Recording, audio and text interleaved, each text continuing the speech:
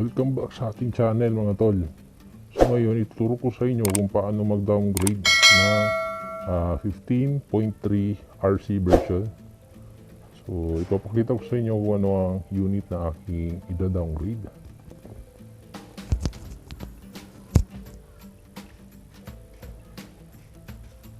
Okay, so as you can see, iPad Pro 15.3.1 version. So, ito-downgrade natin siya sa 15.3 version. So, minimize ko muna yan. And then, punta tayo dito sa website. Ilalagay ko na lang sa description ng video na to ang bawat link. Ayan, so, please select your device. Diyan, pipili tayo ng device natin. Example, yan ang unit nyo. So, nakikita nyo, available pa ang iOS 15.3 RC. So, sa akin,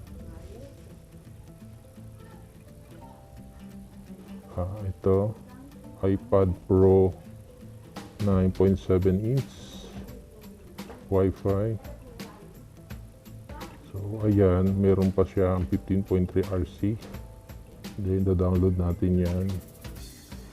So, kanina, naka-download na ako.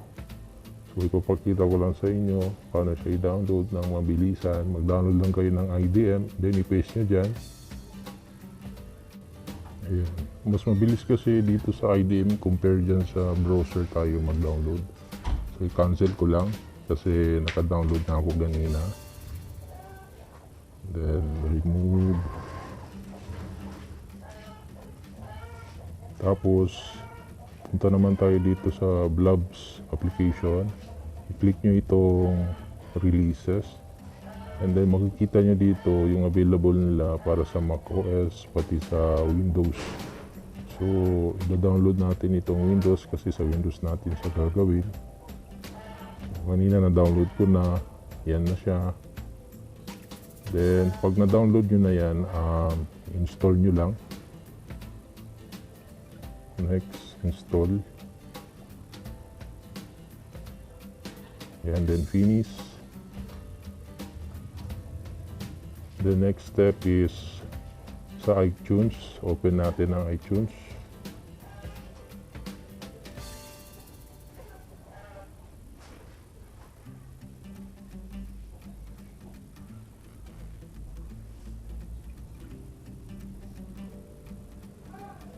So once na-open, nahintayin lang natin mag-loading hanggang sa basahin na nyo yung ating iPad or yung unit nyo.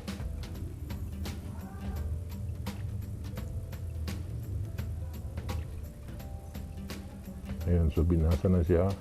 Naka-activation lock siya ngayon. Hindi ko siya ma-bypass kasi nasa latest version pa siya. So ito-downgrade natin sa 15.3 kasi pag na-release yung latest version ng checkrain, possible na mabypass natin ito. Okay, so ang tanging paraan lang is maghintay tayo hanggang sa ma-release ang latest version ng checkrain. Ayan, so pag nag-pop up yan, X nyo lang. And then pindutin nyo ang shift key and then click nyo yung restore. Then hanapin nyo yung dinownload yung firmware kung saan nyo siya na-save. So, ayan. Ito ba yun? Oh, so ayan. Ito yun. So, open. And then, click restore. Ayan. So, hintayin lang natin ma-install ito. So, i-fast forward ko lang para mas mabilis.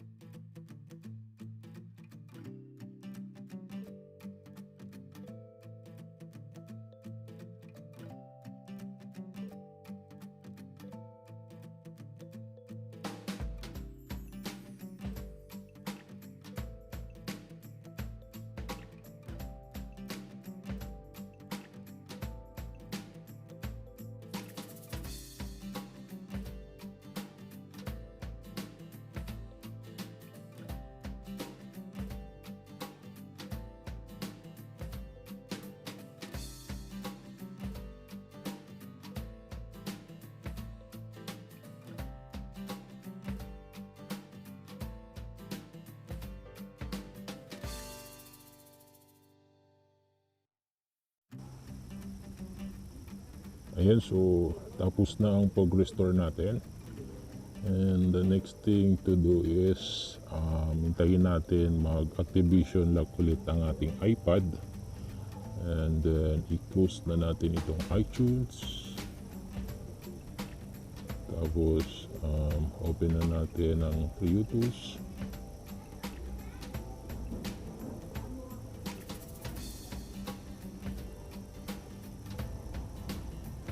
Ayan, so once na binasa na siya dyan, okay, so nakikita nyo naka 15.3 na tayo na version.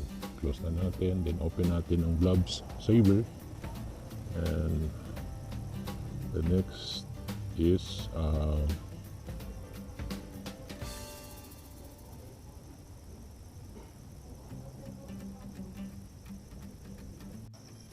okay, next is pindutin ito read from device.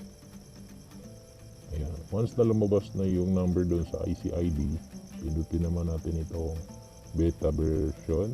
Then balik tayo doon sa website kung saan natin na-download yung ating iOS firmware. And so, i-check ko lang kung ito ba yung iPad Pro na unit ko.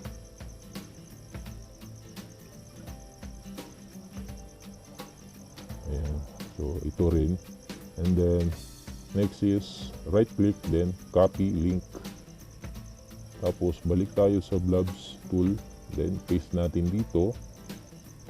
And sunod naman is palitan natin yung location kung saan natin isi-save yung blobs ng ating unit.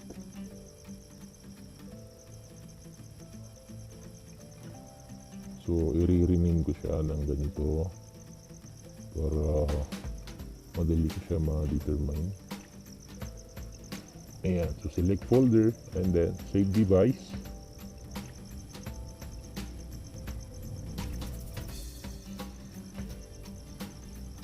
iPad Pro Wi-Fi. Okay, and then press go. Tapos, make sure na may internet connection kayo dito. And then, ayun, so success. Ayan, so meaning yan, nakapag-save na tayo ng ating Blobs. So, double check natin kung na-save ba talaga or hindi. Blobs iPad Pro.